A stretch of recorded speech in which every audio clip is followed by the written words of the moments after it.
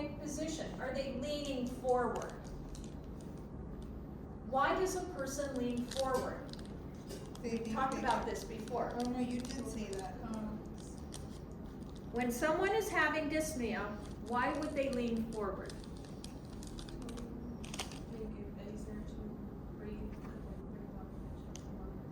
Yeah, it makes it easier to breathe because gravity is helping pull those the chest wall forward. If a person is lying flat, they're working against gravity and it makes it harder to breathe. So are they in an orthopic position? Do you see retractions? Okay, the sternal retraction, this right here, does it go deep? That means I'm having a hard time breathing. Are they using their chest walls to breathe? Do you see the shoulders going up every time they have to breathe? Is there a cough present? If there's a cough, is it a dry cough? Is it a wet cough? Is it productive? Are they able to produce sputum? If so, what color is it? How much is it? The consistency of it. What does the chest appear like? What's the shape of the chest? Do they have a barrel chest? Now remember from assessment, the barrel chest look. That means that they are as thick as they are wide. That's because in COPD, every time they take a breath in, a part of that air gets trapped in diseased alveoli. The air goes in, but it can't go back out. So now they have all this dead air space in their lungs with trapped air. And as that continues to occur, as the disease progresses, all of the lung will continue to expand. And so they get this barrel look to them. Even though the lungs have expanded to that size, there's so much unusable surface area of the lungs that their oxygenation is extremely low. They have extremely high levels of CO2. And so they start losing energy. It becomes difficult for them just to function because all of their energy is going to breathing and just general metabolism. And they waste away. They're usually very, very thin, very thin. Their skin becomes very fragile. It's too much energy to eat. It's really and sad. to metabolize. It's very sad. I've watched it happen. Yeah. When I was in long-term care, I had a patient who had COPD, and he had started in Vietnam, and you could, like, as I was there, you could just see him just get so much weaker, and I was in, like, a year of taking care of him, and it was just the saddest thing to watch. And I think I told you, you may not remember, but I told you the story of a gentleman who had COPD. He kept having pneumonia, and he also had pressure sores on, one in particular on greater trochanter area, and he just got tired of fighting and trying to stay alive. So he made the decision to just stop eating, and that was his choice. He stopped eating and then stopped all liquid intake, and we respected his wishes, and it took him about, once he stopped fluid intake, it took about 5 to 7 days for him to pass. That was a sad thing, but we also respected his wishes, and his wife was with him to help him through it, and he was happy to go. He was happy to be able to make that decision on his own. Okay.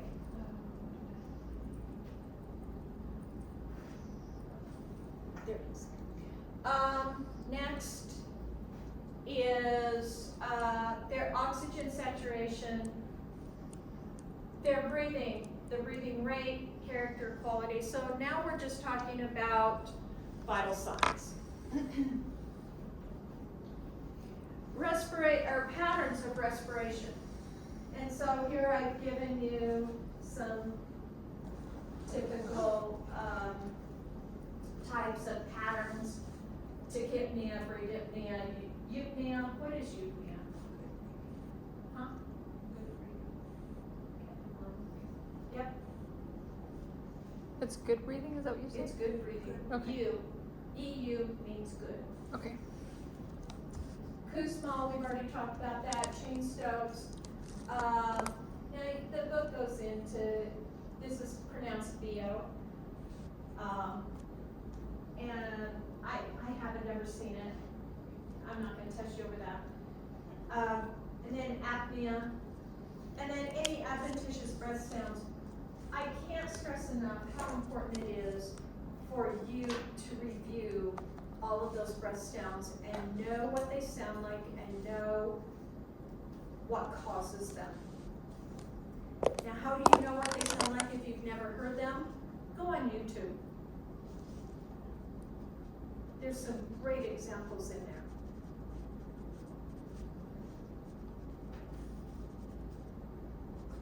When you start doing your assessments, no matter where you work, you are going to have to identify the different breath sounds.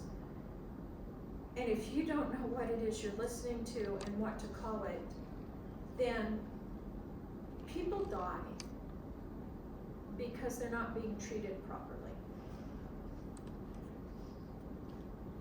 Okay, I've already talked about a lot of this, the respiratory functioning of the older adult. There could be a lot more bony landmarks prominent, or there could be just the opposite. A lot of people get obese in old age. But there is always a loss of subcutaneous tissue or fat. Kyphosis can occur, and kyphosis is that leaning forward, that dowager's hump, the hump's right back here, and people tend to walk around like this. Well, if I'm all bent over like this, say I'm walking around with my walker, look at my chest wall. I'm compressing it down, making it more difficult to breathe deeply.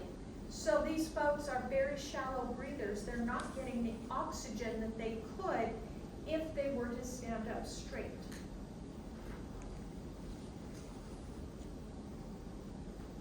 Rural chest, I've already talked about that. The tissues and airways simply become more rigid with aging, the aging process. So there's more resistance. It's more difficult to take a very, very deep breath, which puts an elderly person at higher risk for diseases, especially pneumonia. The other thing that contributes to that is a decrease in the immune response. Okay. These are just 4 diagnoses. We've already talked about most of these.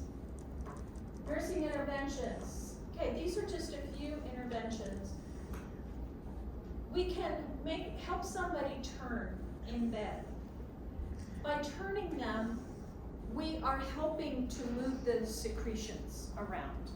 We're having gravity help us move the secretions so they can get rid of them more easily. Coughing. Now, coughing a lot of times go with this deep breathing. Now, a person, we can have them deep breathe, or we can have them deep breathe and cough. And if you have them deep breathe and cough, you have them take really deep breath, and you tell them to breathe in like they're breathing into their toes. Breathe in, out, in, out. And then on the third one, when they breathe out, cough as hard as you can. This is the same technique we use when we're having them produce a sputum for culture.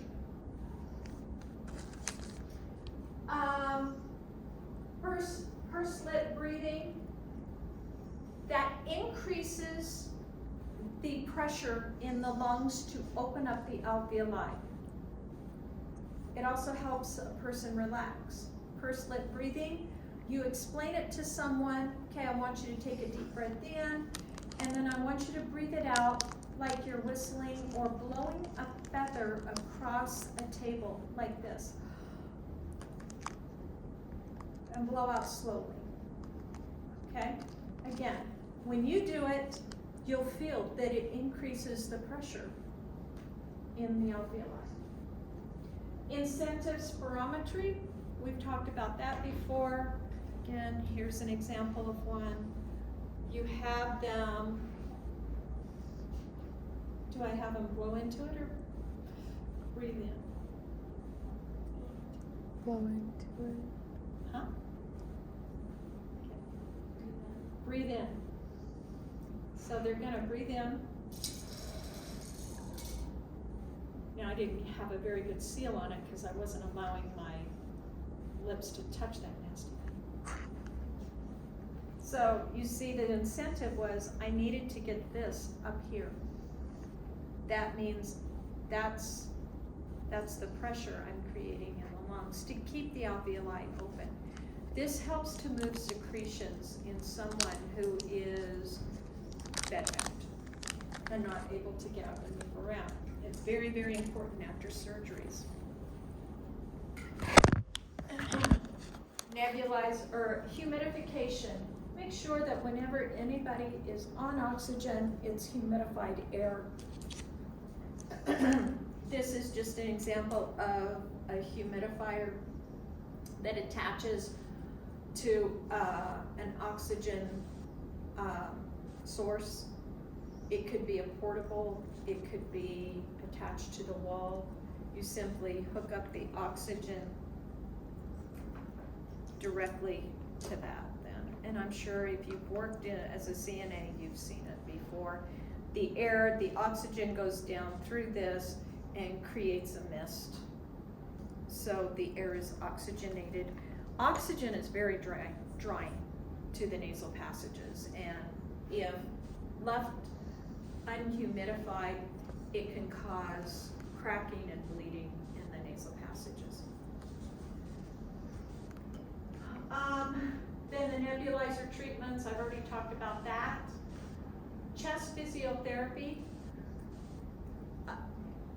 Nowadays, there are devices that we're taught how to use if respiratory therapy isn't available to do it. And they're electric, they're basically called thumpers, and they pound on the chest or on the back. It helps to mobilize secretions. When I was going through nursing school, they taught us to do it manually by cupping our hands and then pounding on the chest that way. That's chest physiotherapy. It needs to be ordered by the respiratory therapist. Supplemental oxygen, we're going to talk about all the delivery devices here in a minute. And then conservation of energy. Hey, if they're having a hard time breathing, they don't have a lot of energy to get up and be walking around. So make sure that they only have to walk short distances. That's conservation of energy. Use your energy for what you absolutely need to do. Don't try to go out and run a marathon. And then increase fluid intake. Why would I want to have my patients increase their fluid intake if they're having lung issues? Any ideas?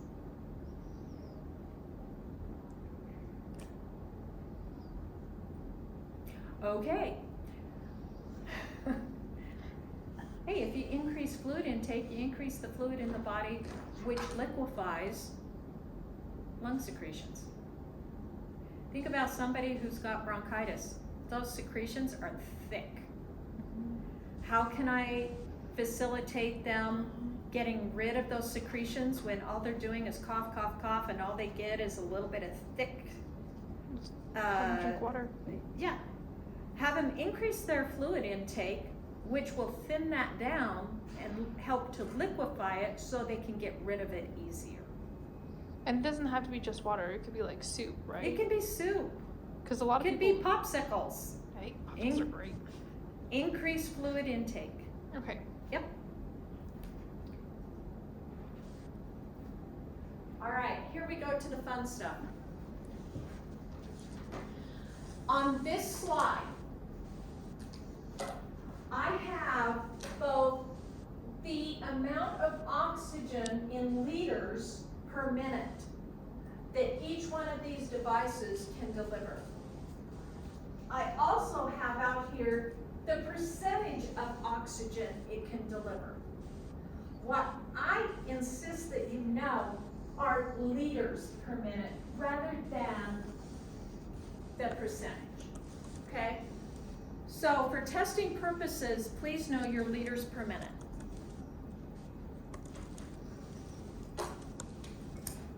Nasal cannula then.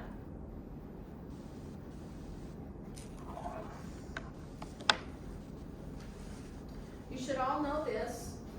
A nasal cannula then delivers 1 to 6 liters of oxygen per minute. Now I said delivers 2 to 6. Now the reason I said 2 rather than 1, this comes from respiratory therapy. When you get around 1 or 2, it's not going to make a whole lot of difference. It's very hard to deliver 1 liter. So usually it's 2. So for testing purposes, it's either 1 or 2, okay? Then up to 6. So someone with COPD, am I gonna put them on this or this? This is a simple face mask. COPD, how much oxygen, liters per minute, did I say you should not go over? It's 4. 4. So you'd use the nasal cannula. I don't use the nasal cannula for COPD unless they are in severe respiratory distress. And then you better have help on the way. I don't deal with it then. I let the experts. So you said for testing purposes, which? Liters per minute. It would be what? Either 1 or 2 to 6. 1 or 2? Yeah, it doesn't matter. Just know 1 or 2 to 6. It's very, very difficult to get 1 liter through this tube. Why even put it on at that point? Why even put it on? So that's why I say 2. Okay. The book, I think, says 1. Okay. Okay. But just know, you can't go over 6 liters with a nasal cannula. You can't. It will not deliver any more oxygen than that. You can turn the regulator up to 10, but it's still only going to deliver 6. Simply because of how it's constructed. Then, make sure, I know you should all know this by now, make sure you know how to put a cannula in. The little prongs that go in to the nose have to be pointed down, kind of like fangs, snake fangs, pointed down. Also, make sure that they have cushions that go behind the ears. That will break down very, very rapidly within 24 hours if you don't have those cushions, that skin behind the ears. The other thing to keep in mind is if you have somebody who's on a nasal cannula and then they fall asleep, hi Angel, and they fall asleep and they become a mouth breather. I'm just not winning this game right now. Not wanting to talk or what do you they do if they become a mouth breather when they fall asleep in their chair? Put a mask on them, You could, or you could put that in the mouth. but what if they're on only 4 liters? Can you put a mask on? No. No. Yeah, you move this from here into their mouth. And when they wake up, you put it back in their nose. It's pretty easy. Most guys are mouth breathers when they fall asleep. Eyes go closed, mouth hangs open. Right? Am I right? Right. Okay, so that's a nasal cannula. Any questions over that? 6 is the maximum. Then we have oxygen masks. The first one is a simple face mask. That's an example of a simple face mask. Just hold this. It's the cord. Now, a simple face mask is for short-term use only. Most people cannot tolerate this because it's very confining. Especially people who might be a little bit claustrophobic. Now, when would I use it? Well, if it's short term and I need to deliver between 5 and 10 liters. Again, you notice it says not for CO2 retainers or COPD. The reason is because it delivers between 5 and 10. I know I can't put any more than 4 on a COPD patient. So this is for short term only. Very confining. Most people hate it. Mm-hmm. Or the strap. They really hate the strap. Yes. The next one is the non-rebreather or partial rebreather. Now there's very little difference between the two, but I'll show you what it is. This is set up to be a partial rebreather. The way I know is because you see this little disc here? When the person breathes in, that little disc goes down and covers, You're good. covers the holes. So all they're getting is straight oxygen. But this is a partial rebreather, meaning the other side doesn't have a disc on it. So when they breathe in, they're getting a little bit of room air in there. That's a partial rebreather. Now, if this were to have a disc on both sides, when they breathe out, pushes that disc off. So CO2 goes out through those holes, but when they breathe in, okay, it forces the little disc down. All they're getting then is pure oxygen, or whatever is being delivered through this tube. This is a non-rebreather. Non-rebreather can deliver up to 15 liters. So 6 to 15. In order to use this, you have to fill this reservoir up with oxygen. It has to be about 2/3 full of oxygen or it won't work right. The way you do that is you hook this up to your oxygen source and there's another little disc right here in the mask. You hold that disc down, the oxygen then goes down into the bag instead of coming out the mask.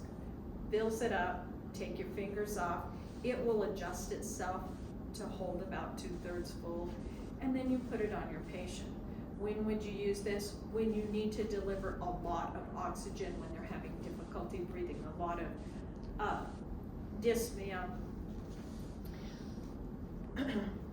If a person is on a nasal cannula and they are in severe respiratory distress, I don't even bother with this. I go straight for this. And the reason is look at the similarity. This one, the simple face can deliver between 5 and 10. Now, depending on the book that you read, that might read 6 to 10. Okay? Well, look what I can deliver with a non-rebreather, 6 to 15. So this gives me more flexibility. I bypass that, go straight for this. So I know you're saying focus on just the liters per minute, Uh-huh. but doesn't it also isn't it affected by the percentage? Because you're getting 30 to 60% with the simple mask versus 60 to 95. Correct. And So the does that- reason is that 95% comes from this non-rebreather Okay. part. Yeah, because it's not mixing with room air. Okay. That's what gives it almost straight oxygen. It is important. What I'm saying is, for testing purposes, I'm not gonna test you on the percentage, but know why this is a more efficient way to deliver oxygen than this. I don't want to mess around, go from this, then this, You're wasting. then this. I'm wasting time, I'm wasting resources, I'm wasting the patient's money. I go from this to this, because I can adjust it, Mhm. yeah. So that's the, those oxygen masks. Now, the third kind, you're only gonna see in a hospital setting, and that is a Venturi mask. This is only used by respiratory therapists, but I need you to know what it is.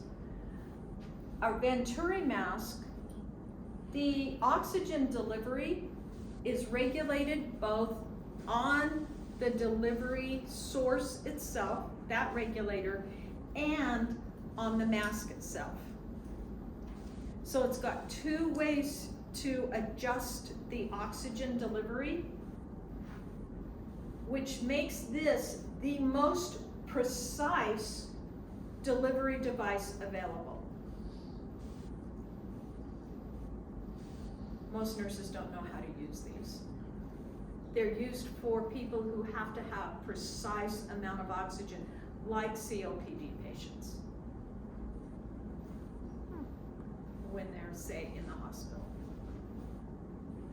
You notice up here, because it has its own regulator on the mask, in addition to what's on the wall, we don't have liters per minute. It's only adjusted according to the percentage of oxygen that the therapist wants delivered. Okay? Delivers the most precise amount. The Venturi. And there's not liters per minute on Nope. that one? No, because I would adjust liters per minute up on the wall, and then it's percentage right here on the mask itself. Oh, cool. So do we need to know the percentages on that one? No. What would you need to know about Venturi? Who uses it? Respiratory only. And why would they use it? Because it delivers what? The most percent. The most precise amount. And you need to know how to recognize what it is. If you ever have to use one, you need to be trained by a respiratory therapist to use it. A face tent. Here's an example of a face tent. I have used these. The face tent, according to the book, can deliver between 8 and 12 liters. But when it fits on the face like this, look how much room air it's mixing with. So it's very hard to regulate the percentage. You can't get a true flow rate through this. You can set the regulator at liters per minute, but you can't be sure of what the percentage of oxygen is that they're getting. Why would you use this? I used it on the gentleman who had severe burns, couldn't wear a mask. Anybody who can't wear a mask, for whatever reason, trauma, or maybe they can't tolerate a mask because of severe claustrophobia, you use face tent. And it just blows oxygen straight up at their nose and their mouth. Okay, then last is the trach mask. Trach mask can deliver between, 4 to 10. And this is an example of a trach mask. You're gonna be using these on Wednesday. And this just fits right over the trach.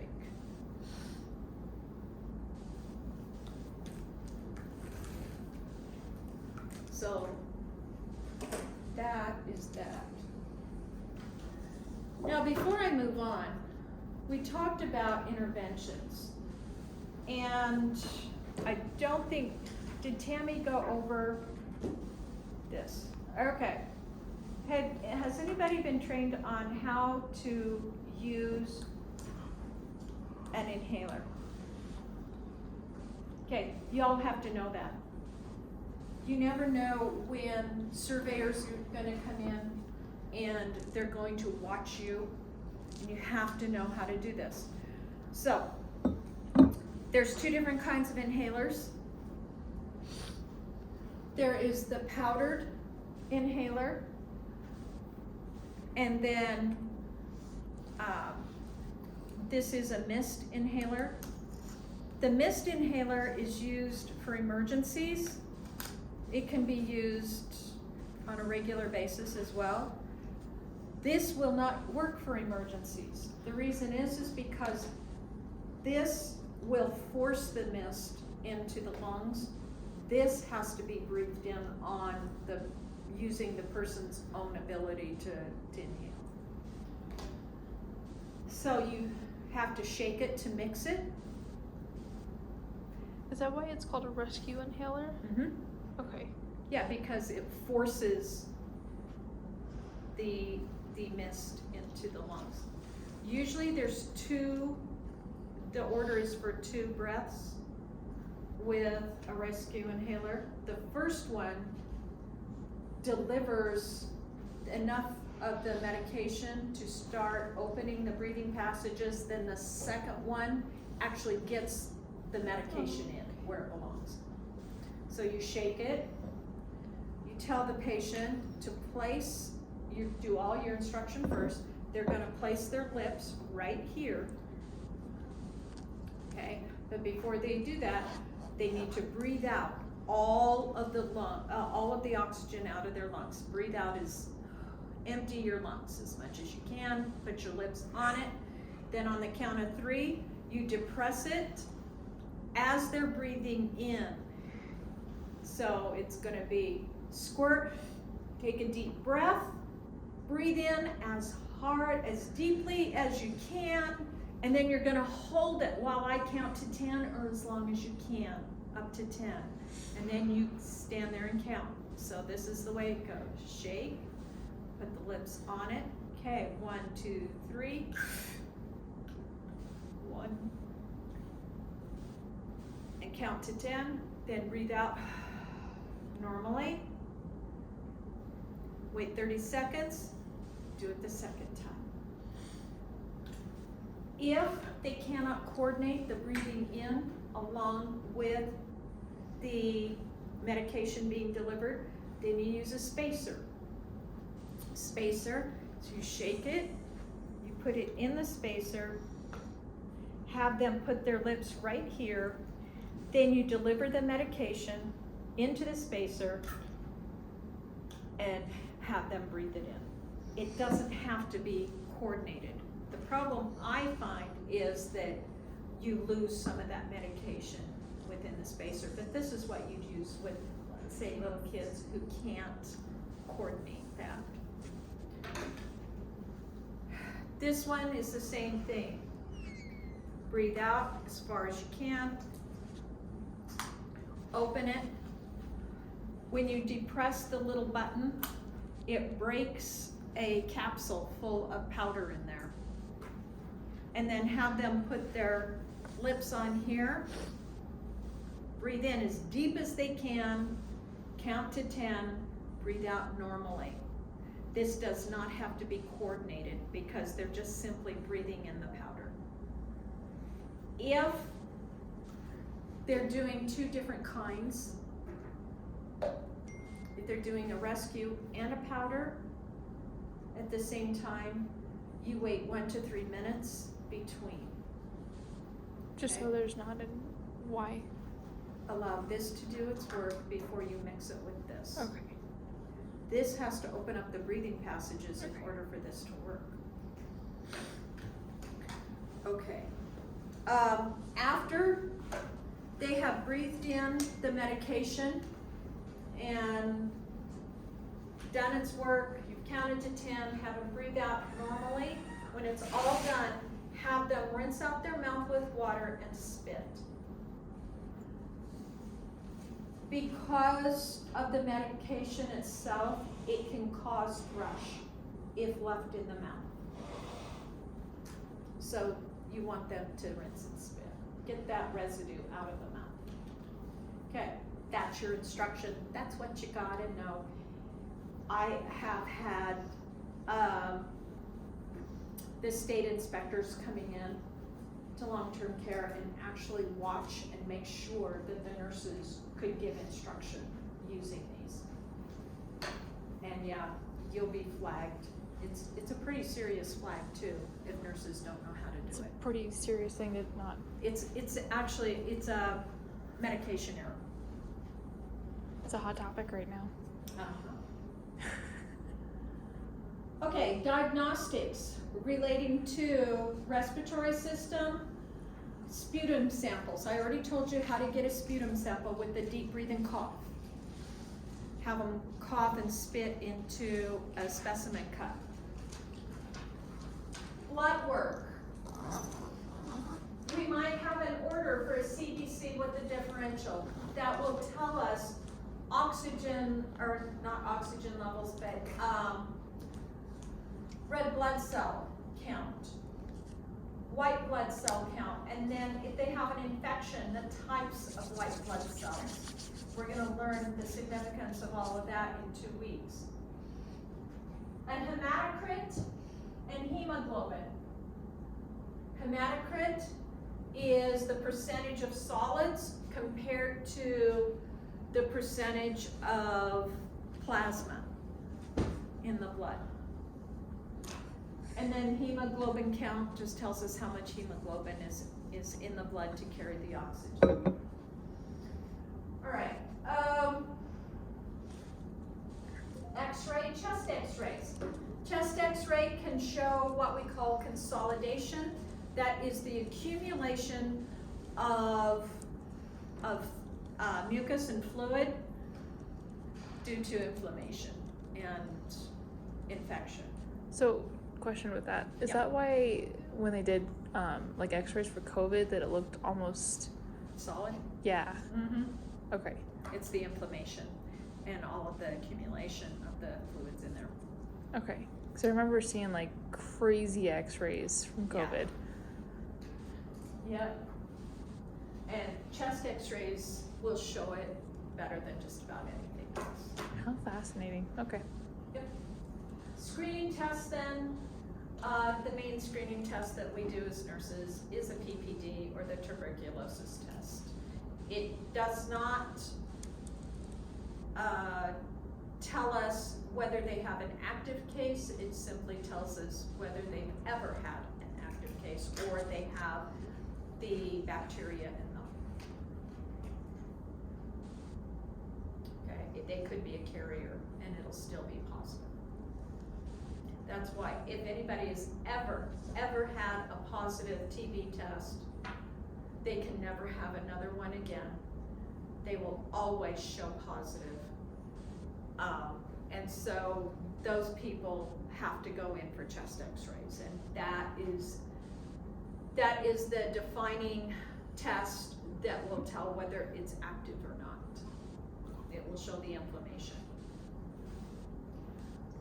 All right, supplemental oxygen safety precautions. We have to know all the safety precautions whenever anybody is on oxygen. We have to have, this is OSHA regulated, there must be no smoking signs on the room, outside the door, in the home settings, in long-term care, in hospital, there has to be no smoking. This includes anything that causes a flame, candles and so forth. I know some people like to burn candles because they smell good. Can't do that when there's oxygen being used. Ensure that there are no open flames in the room, no lighters, no candles, no matches, anything that causes a flame. We want to reduce the possibility of sparks from electrical devices. This is a problem if you're taking care of somebody in home health and they have frayed electrical cords, because that's their favorite razor, but it's starting to wear out. It can't be used. Eliminate the possibility of static electricity. And then we do that by encouraging the person to use natural products like cotton, linen, wool, rather than manufactured products like nylon, rayon, all of those synthetic products. Synthetic products are notorious for causing static electricity. And if you've ever had synthetic pajamas and you turned over in bed, You get shocked. you can see the static electricity under the sheets. Looks like a little lightning show. Well, imagine that going off with oxygen on. It's frightening. And then all healthcare facilities must not have petroleum-based products. Everything must be water-based, and I'm talking mainly lubricants have to be water-based. If someone has dried out lips or nasal passages and they want to use some lip gloss or Carmex or something like that, can't do it. Those are all petroleum-based. We have to provide them with water-based products. So why is that? Why can't we use petroleum-based products when oxygen is in use? Because it can catch fire with the right circumstance. Okay, yeah. Yeah, it basically feeds a fire. Well, what you need to keep in mind is oxygen on its own is not flammable. Mm-mm. The right circumstance, though, it's quite the fuel. It is a fuel, you're right. It has to be exposed to a spark or a flame. Right. And then it will accelerate the burning. So is that why it's so fragile and like, not necessarily long-term care because they're built different, but like the hospital where they're all like interconnected? Is that the reason for that, or? I don't know. Okay. Just because of safety. I don't know the answer to that. It could be for the delivery itself. They, rather than deliver oxygen to each and every room, they have one source Mm. that's interconnected. Okay.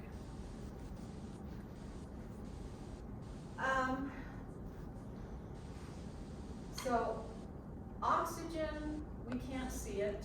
Can you smell oxygen? Pure oxygen. Do you think you can smell it? No. It actually has an odor to it. It does? It does. Huh. Yeah, it's not real pleasant. But yeah, you can smell oxygen if it's pure oxygen. But just breathing in, we're used to the environmental oxygen, so we don't think of it as having an odor. But in and of itself, it is non-flammable until it is exposed to a flame or a spark, and then it becomes fuel and accelerant, and can be very explosive.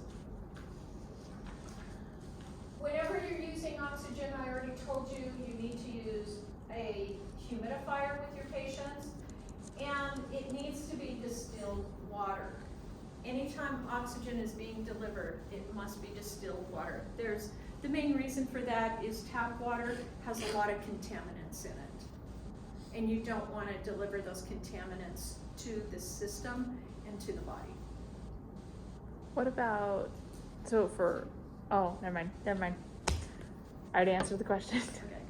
Even those people who are on CPAPs at night, they have to use distilled water. Tap water It's gross. will deposit all of those contaminants in the device itself and ruin it. And you don't want to deliver contaminants. You don't know what's in the water at any one time. A lot of city systems have to be shut down because of high rate of contaminants. I know out where I live, they have to give us notifications once a month because we have high arsenic.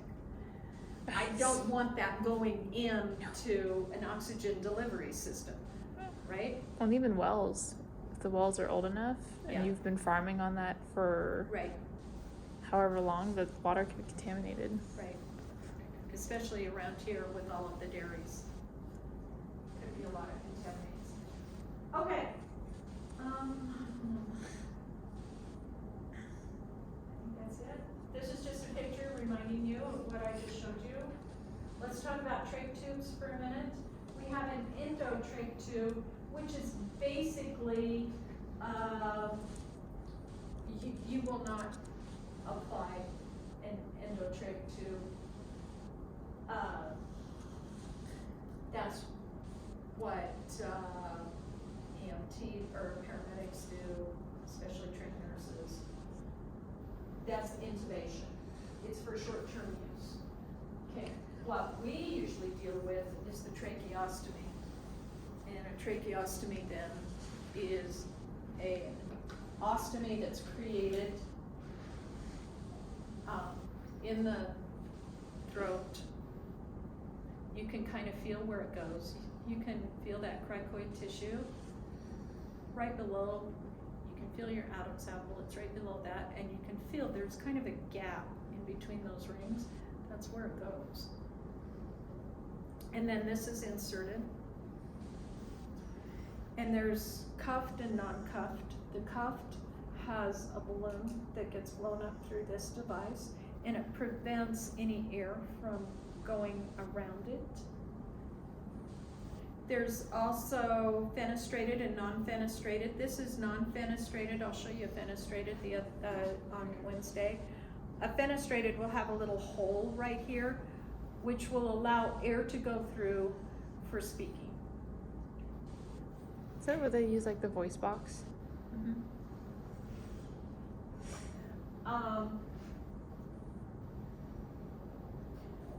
All right. So the different parts, I think I have this on the next. All right, the different parts, you have the inner cannula. This is a disposable inner cannula. The non-disposables will not be this flexible. And you have to clean those, sterilize them, and put them back in. This is the outer cannula.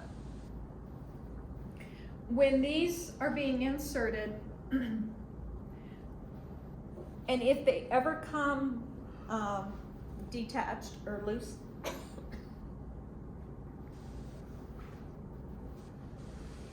you have to reinsert them with what's called an obturator. An obturator, when inserted through this, makes a nice little point, a smooth point on the bottom of that, so it makes it easy for insertion. If that wasn't in there, you can see that's just a flat surface right there, makes it very difficult to get it in. An obturator then, for ease of insertion, goes in much easier. Then you remove it once it's in, secure it, and put the inner cannula in. Okay, so obturator, you wouldn't believe how many nurses don't know what this is for. It's simply for reinsertion should this come out. The only thing holding this in is a neck strap. So if a nurse is doing the cleaning and they take the neck strap off and the person coughs forcefully, it could come out. Then you have to work very quickly. Obturator must be at all bedsides of the person who has a trach. the operator must be at bedside. If it comes out, you just stick it in, hurry up, get it back in. Now, this is gonna block all breathing, so you have to pull the operator back out. Then they can breathe. This, the inner cannula, the point to having an inner cannula is to keep the system clean. That's it. You just take them out, either throw them away, put a new one in, or if it's a non-disposable, take it out, clean it, dry it, put it back in. All right, you're gonna be doing that on Wednesday. Any questions on the parts of a trach?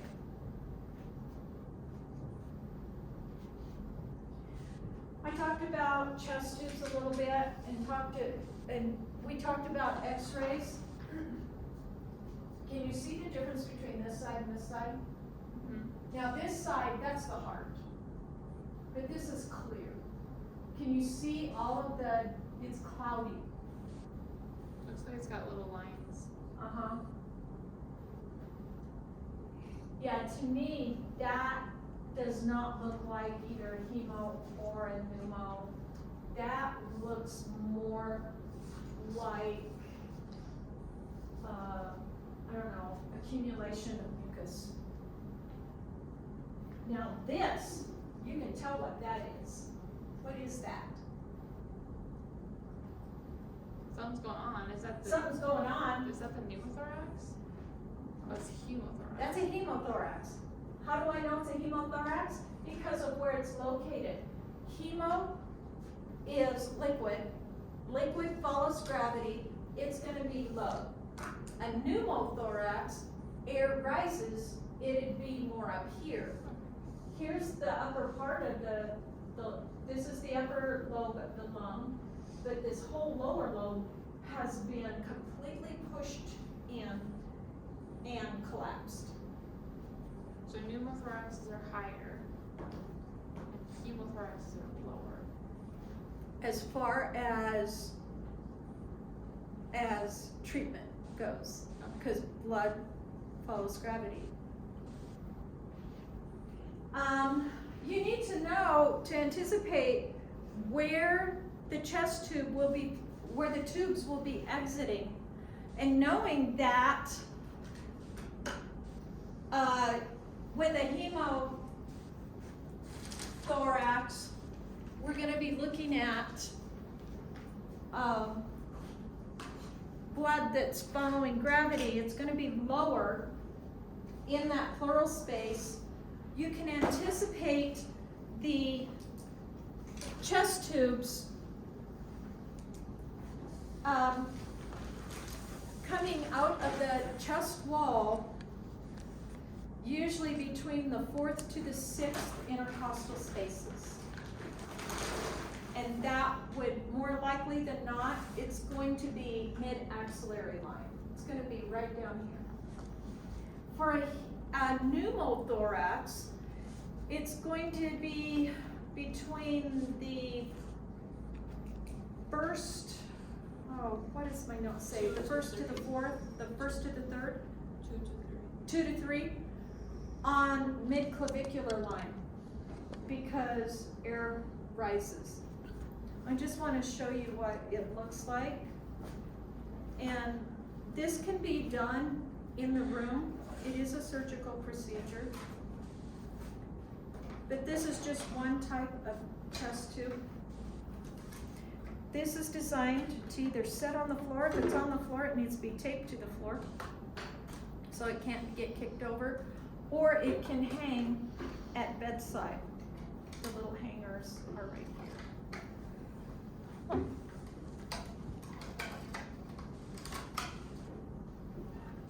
This then, the tubes are surgically placed. They can have more than one tube. If they have more than one tube, they have more than one collection device. Once the tubes are in, the surgeon hooks it up to this. Then this is filled. This has water in it right here. This is the collection chamber. What do you need to know as the nurse?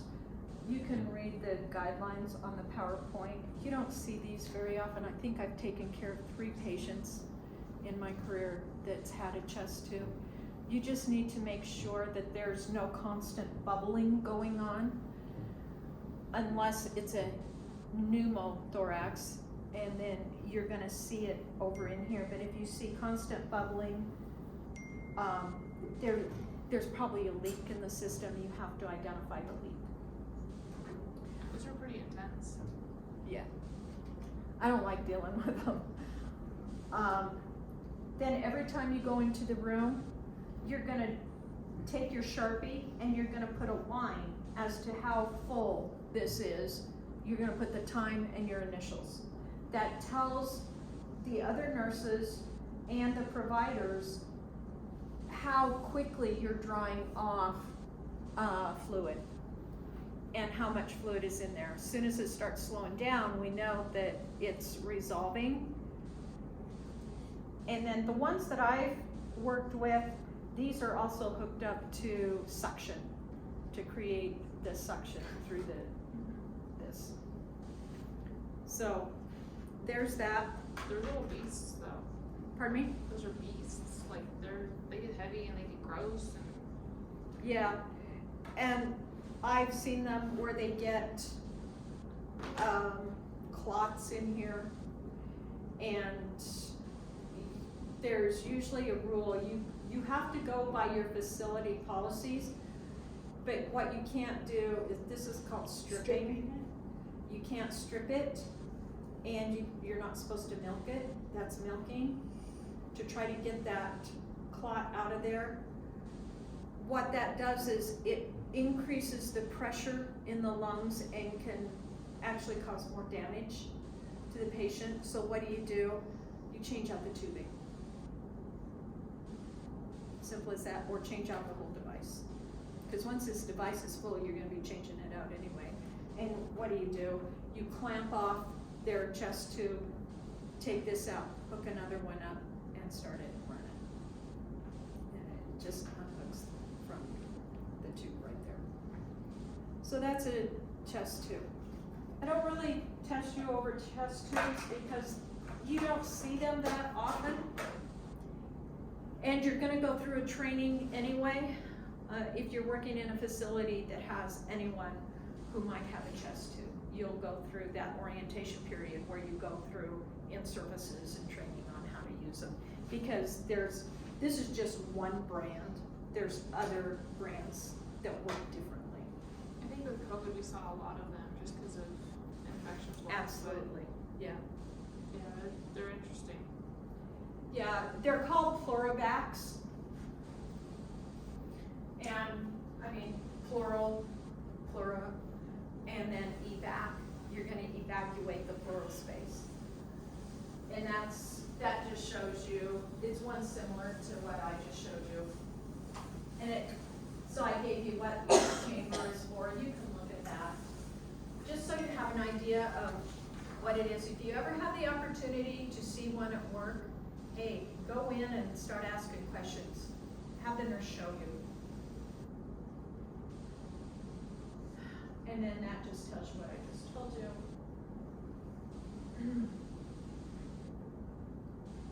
What to do if the chest tube comes out? I scream. You better start.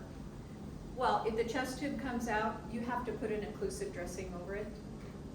Occlusive means plastic, or usually something with a plastic coating on it, so no air can escape, because every time they take a breath in, you want them to breathe through here, not through that opening. What kind of dressing would you use? Something, Like a Duoderm? Tegaderm. Tegaderm? Same thing that you would put over a IV site, Tegaderm, off-site, that type of thing, that won't allow air through. Right away, and then call physician? Immediately, And then call the physician. as you're getting it, because you may not have that right there at bedside. Do not allow air to escape. Yeah, you cannot allow air to get through that opening. opening. So you would put an occlusive dressing on it while you're contacting the physician. I'm gonna, call I'm gonna be on the emergency button, not a code button. It's not a code. Could be, It's a status, it's like, you Yeah. know. yeah. Yeah. So, this is like, in this situation, would you just have those in there just in case? You could. And it could be that, depending on the facility, you might have those available to you in that room. Right. If that's the case, I'm gonna slap that thing on there and then I'm on the phone to the provider. Will you have any bleeding if that comes out? Depends on how fresh it is. Yeah. Okay, that's all I have on that. Questions? All right, tomorrow, the first thing we're gonna do is I'm gonna wrap up by showing you proper procedure for suctioning a tracheostomy. Probably the most important thing is